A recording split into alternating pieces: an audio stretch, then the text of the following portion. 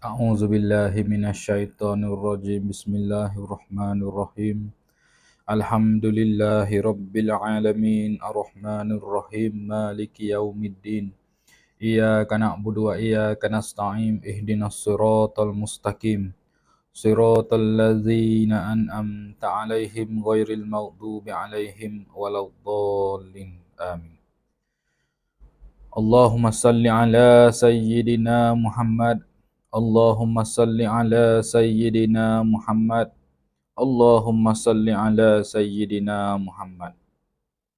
Alhamdulillahi rabbil alamin. Wassalatu wassalamu ala ashrafil anbiya wal mursalin wa ala alihi wa sahbihi ajma'in. Amma ba'du. Assalamualaikum warahmatullahi wabarakatuh. Hari ini kita sambung sikit berkenaan dengan kesabaran dan rasa sakit. Minggu lepas, kita sudah bercerita tentang darjat-darjat, ganjaran-ganjaran serta darjat-darjat yang diberikan oleh Allah Subhanahu Wa Taala kepada kita yang sentiasa dalam kesabaran. Hari ini kita sambung sikit. Diriwayatkan dari Nabi Muhammad sallallahu alaihi wasallam bahawasanya baginda sallallahu alaihi wasallam bersabda, Allah Subhanahu wa taala berfirman, tidak ada hamba yang ditimpa bencana lalu bergantung kepadaku, melainkan aku memberinya sebelum ia memohon kepadaku, dan aku akan mengabulkannya sebelum ia berdoa kepadaku.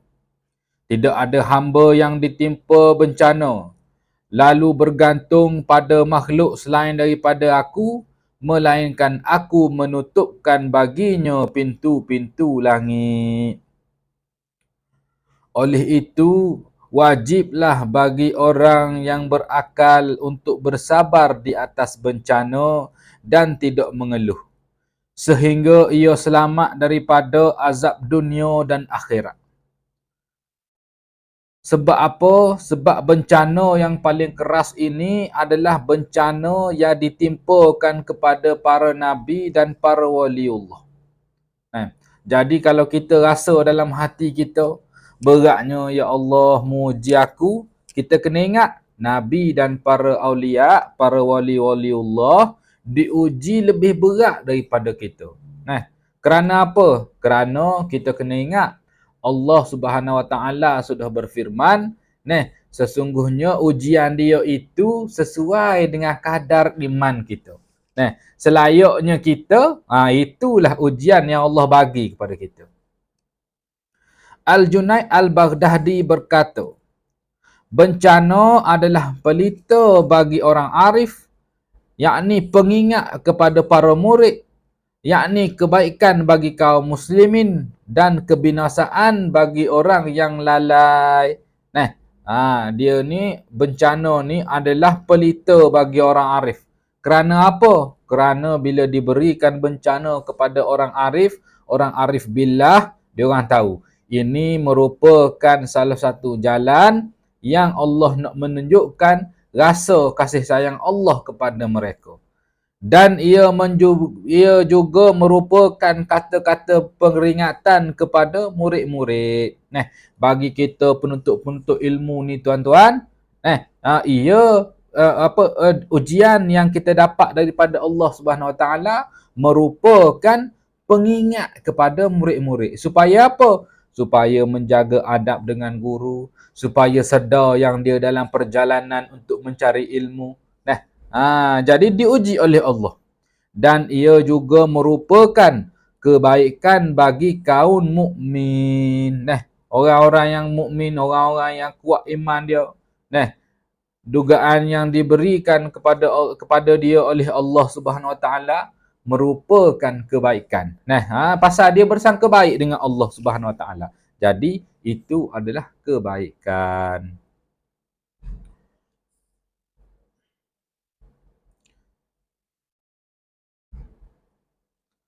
Seseorang tidak merasakan manisnya keimanan sebelum ditimpakan kepadanya bencana, sementara ia merasa senang dan sabar. seseorang ini tidak akan teruji, tidak akan valid iman dia selagi mana tidak diuji. Dia nak kata saya beriman. Pernah diuji? Tak pernah diuji. Jadi iman dia itu tidak valid. Dia kena diuji dulu oleh Allah Subhanahu Wa Taala untuk mewalidiskan dia punya iman tu. Dia beriman kepada Allah. Mu kena diuji dulu oleh aku supaya bukti mu kata mu beriman kepada aku.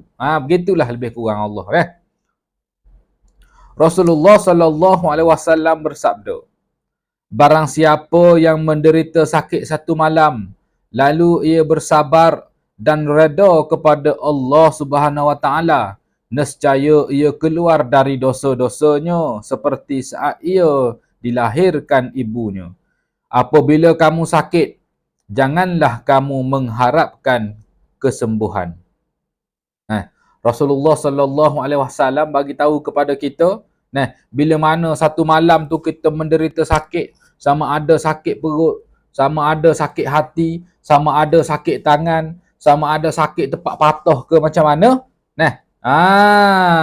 bila mana kita rasa sakit, menderita sakit kita itu, kita itu menderita disebabkan sakit, Nabi sallallahu alaihi wasallam bagi tahu, kena bersabar. Kerana apa kena bersabar? Kerana ia menghapuskan dosa. Bila ia menghapuskan dosa, seperti mana ia menghapuskan dosa? Seperti keluar ia daripada perut ibu dia. Maknanya bersih daripada dosa, dan cela-cela yang disebabkan oleh perbuatan-perbuatan kita dulu. Dan apabila kamu sakit, janganlah kamu mengharap kesembuhan. Bukan bermaksud tak boleh pergi masjid, bukan bermaksud tak boleh pergi klinik, bukan bermaksud tak boleh pergi hospital. Nak pergi klinik, nak pergi hospital tu pergilah. Tapi jangan kita mengharapkan kita makan ubat tu mampu memberi kesembuhan pada kita. Kalau ada para nabi, para aulia, wali-waliullah, dia tidak mengharapkan kesembuhan. Ada yang tak pergi klinik pun ada. Kerana apa? Kerana dia tahu semakin lama dia sakit, seminggu, 2 minggu, dia tak makan ubat, dia sanggup tahan. Kerana dia tahu dalam dia menderita sakit itu dan dia reda kepada Allah waktu dia sakit itu, insya-Allah, dan dia yakin yang itu adalah kafarah daripada dosa-dosa dia. Untuk Allah bersihkan dia daripada dosa-dosa dia yang lepas.